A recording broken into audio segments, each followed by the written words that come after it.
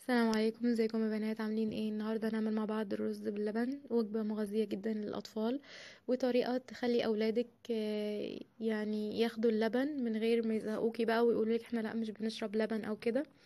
عاملاه النهارده بارد وسخن.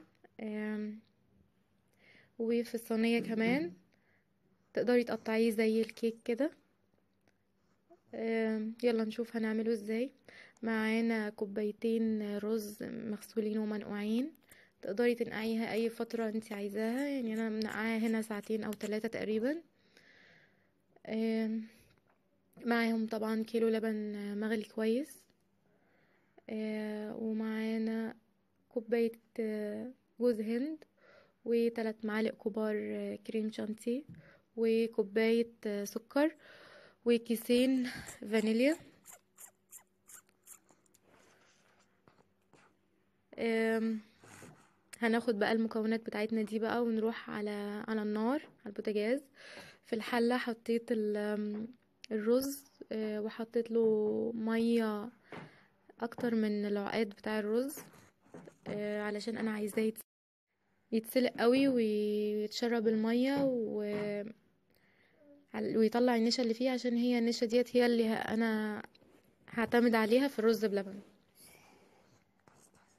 بالنسبة للمكونات تقدري تزودي مثلا معلقة او 2 نشا لو انتي حابة ان الرز بلبن يبقى ماسك قوي، بس انا بعتمد على النشا بتاعة الرز وبيطلع كويس يعني. هضيف هنا نطرة ملح بسيطة كده علشان تعادل طعم السكر. هفضل اقلب بقى طول ما الرز على النار، هفضل اقلب لحد ما يتشرب المية بتاعته دي ويستوي. ولو احتاج مية كمان بزود له مية لحد ما يوصل للسوى اللي انا عايزاه. بس لازم تقلبي عشان ما يعملش قعر. اللبن بقى هنا هضيف له الفانيليا والسكر وجوز الهند ومعلقتين الكريم شانتيه، واقلبهم بالمضرب كلهم، ادوبهم في اللبن الاول.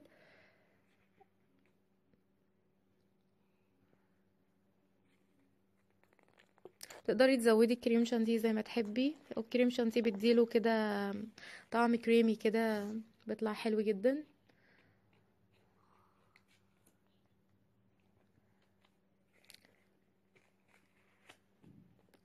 بحب ان انا اقلبهم كلهم مع اللبن الاول، ما احطش على الرز على طول علشان خاطر تبقى الجوز هند كده يدي طعم في اللبن وياخدوا من بعض كده قبل ما ينزلوا على الرز.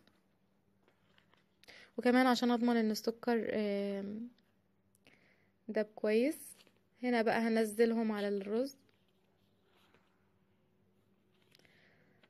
آم، طول ما الرز على النار بقى هيبدأ يتقل النشا، هتبدأ تربط بقى في اللبن، ويبدأ الرز بلبن يتقل. في الوقت ده بقى انتي بتحكمي ان كنتي انتي محتاجة معلقة نشا كمان ولا لأ، حسب نوعية الرز برضو، حسب نوعية الرز وكمية النشا اللي في الرز نفسه.